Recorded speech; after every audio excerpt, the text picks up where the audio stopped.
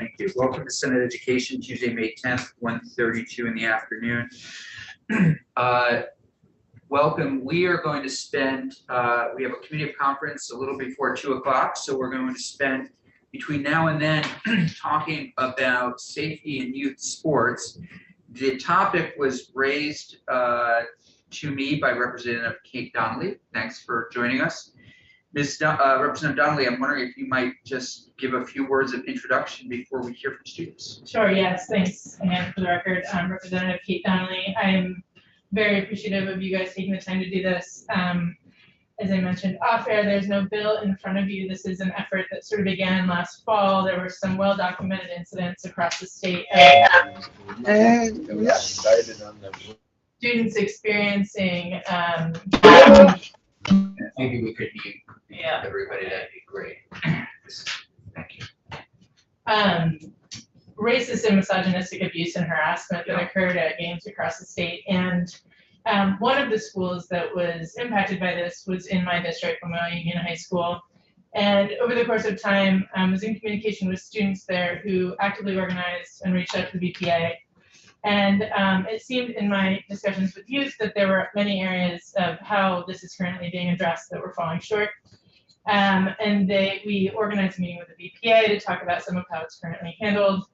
And ultimately, the students organized an advocacy letter that I believe has been sent in and should be there for written testimony.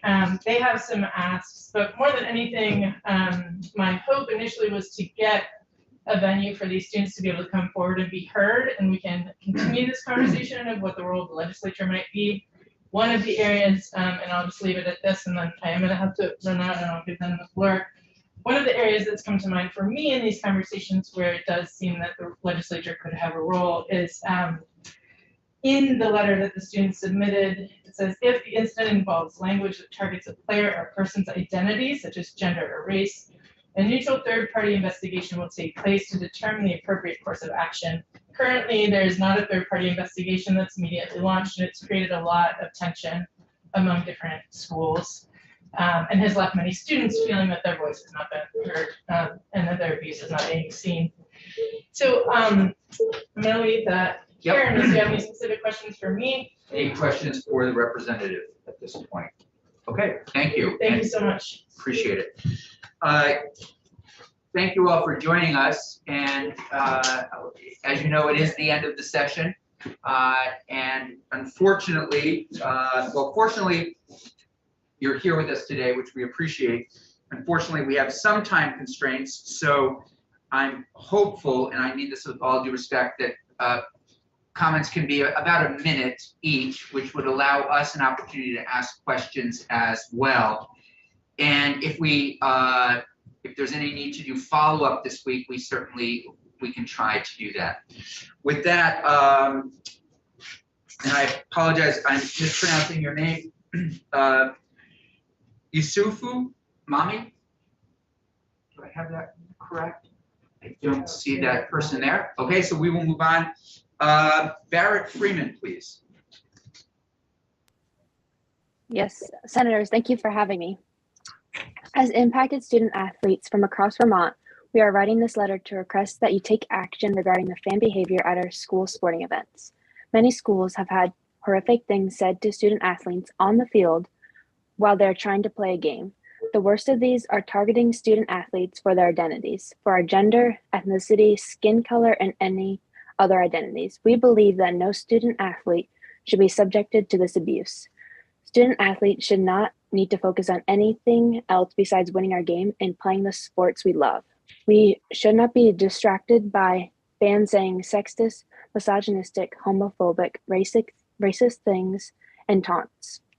As student athletes, we believe that the responses of schools and those who make the decisions to address these incidents have not done enough to make our game safer for future athletes.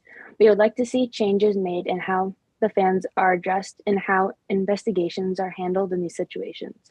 A simple knock it off does not cut it anymore. We strongly believe that there should be universal steps and rules put in place for all schools sponsored youth sporting events so that officials and administrations know what to do and how to respond before anything is even said. The following are action steps at minimum that we believe should be taken if unsafe or abusive behavior occurs at sporting events to ensure safer youth sports across Vermont. Clearly established universal protocols for addressing in-game behavior issued to all schools by the Vermont Principals Association or other relevant statewide group. This protocol would include the following measures in the event of a reported incident: pause the game, identify individuals and remove them from the game, resume play if it is safe to do so. If the incident involves language that targets a player or person's identity, such as race, gender, or a neutral third-party investigation will take place to determine the appropriate course of action. Protocol will clearly outline appropriate measures of discipline that could apply across all schools. If all of these action steps and more are taken, we will have a better sporting event environment. We will be able to just play the game we love without harassment, universal protocols, and a clear, immediate third-party investigation process will make sure that all students have equal access to protection. In previous years, fans were just told to stop and nothing would happen after the fact. There's no longer an acceptable response with clear statewide responses, protocols, and consequences. Fans are more likely to stop the behavior and not repeat it. We would like the opportunity to work with the legislature to help pass laws that prevent further harassment of student athletes in Vermont. Sincerely, Barrett Freeman. Thank you very much. That's great testimony. If you could stay with us, Ms. Freeman, we'll go through the list and then we'll open it up for questions. Sonny Stewart McIver, please, from Winooski.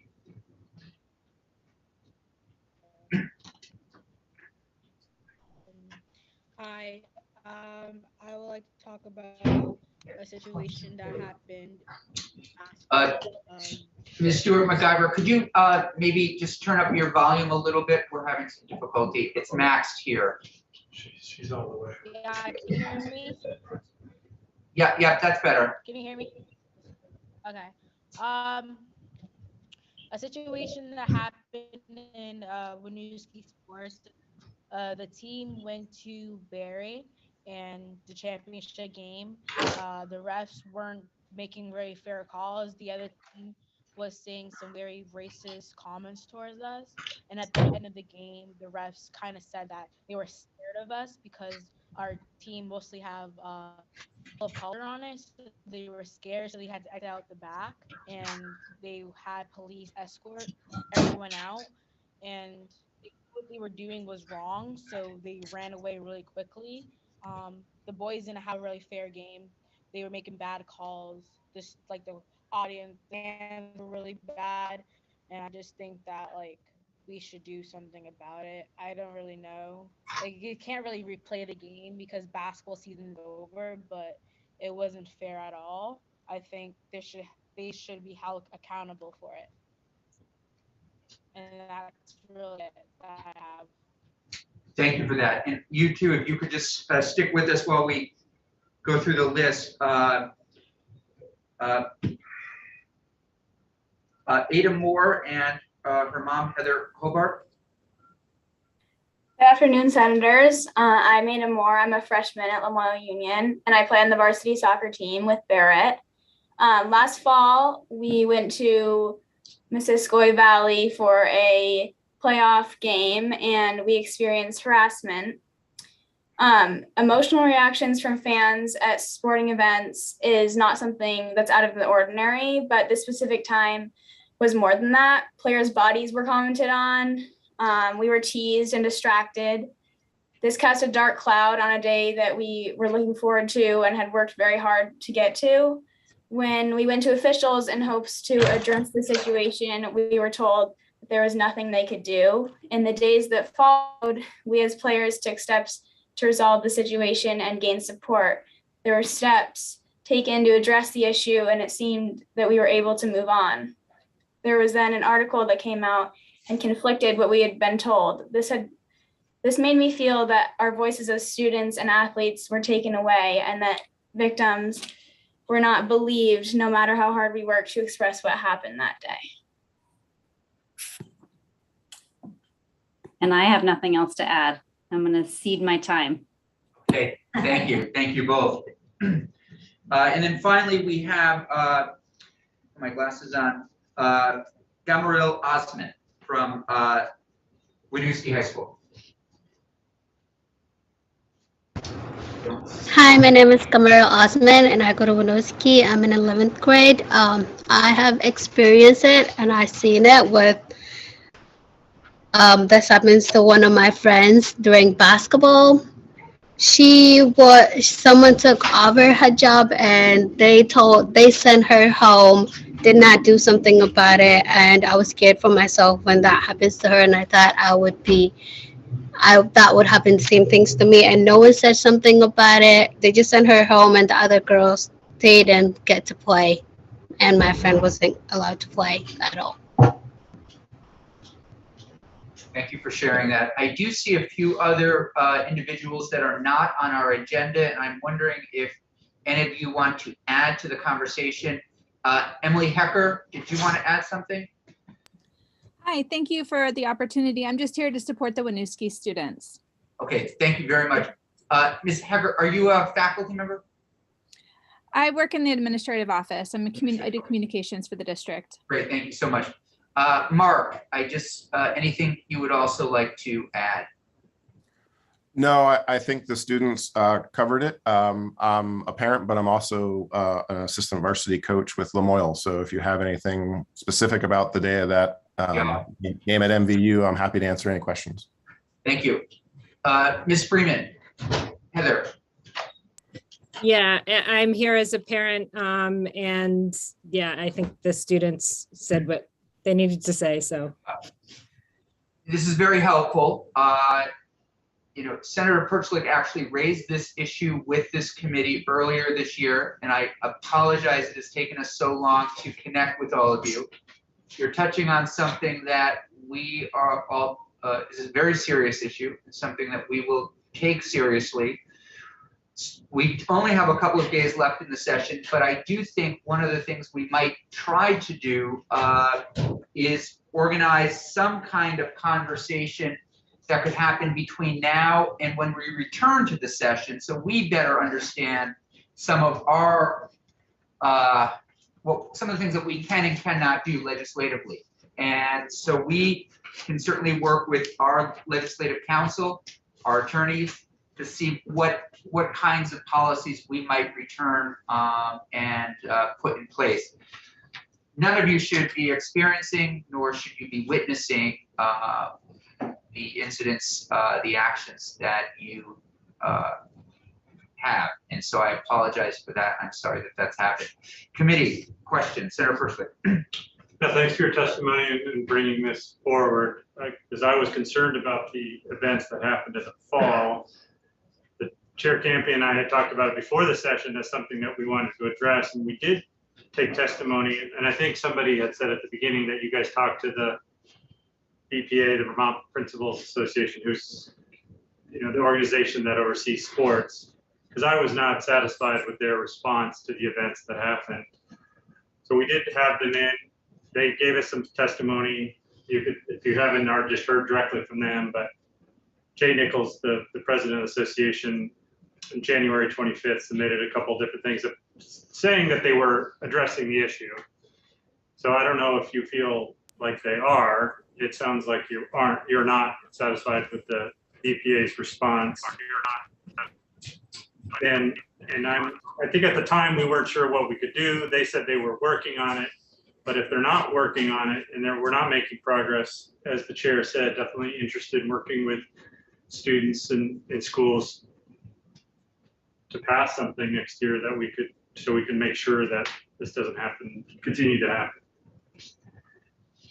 Ms. Hecker. Hi, thank you so much. I was just hoping that you might be able to allow Yusuf Mami to speak. Sure. He was a little late joining us. It's as you can imagine, in a busy school day. Absolutely. Complicated scheduling, but would that be all right if you let him? Absolutely. Thank you so much. Yes, thanks for joining us. Yusuf, please go ahead with your testimony. Hi everyone, it's a pleasure to meet you here, and I'm Yusuf. to see Winooski High School, and I'll be glad to share my experience about the school and We're having a little difficulty why hearing I you. Okay. So if you could just, Repeat. maybe if you have YouTube on, maybe get rid of that, so then you can hear my voice. It's very pleasant. Okay. Okay, I was saying that I'll share my experience in my school year. sorry, Yusuf, we're still having difficulty hearing you. I don't know, Ms. Hecker, are you in the same building?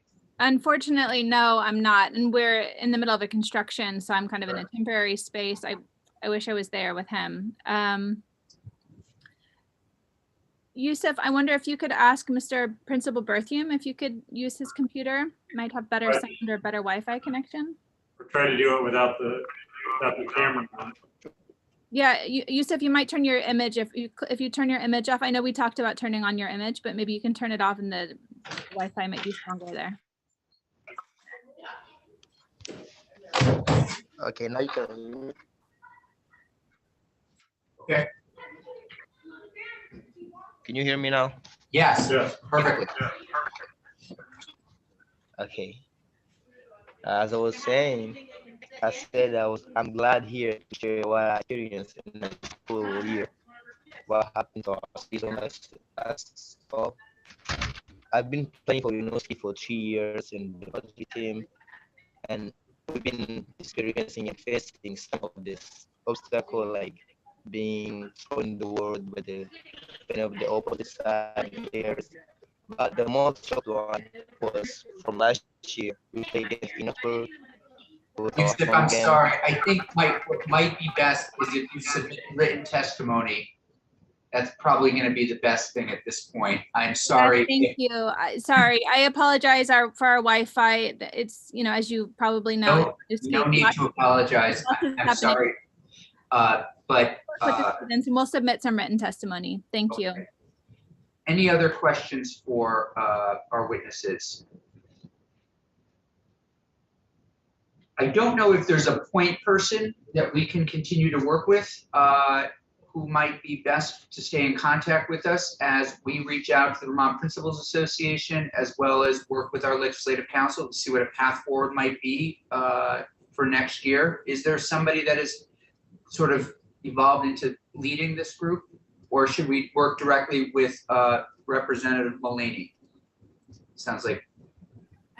This is Heather. I would say that Kate Donnelly has been, spearheading our communication and work, and she's worked with the Senator Winooski as well. So at this point, I was also on the call with the VPA with the two representatives as well, Representative Small and Representative Donnelly. So I don't think I'm the point person, but I have been involved all the way along. And I think Representative Donnelly might be the best point person that we could articulate for this community.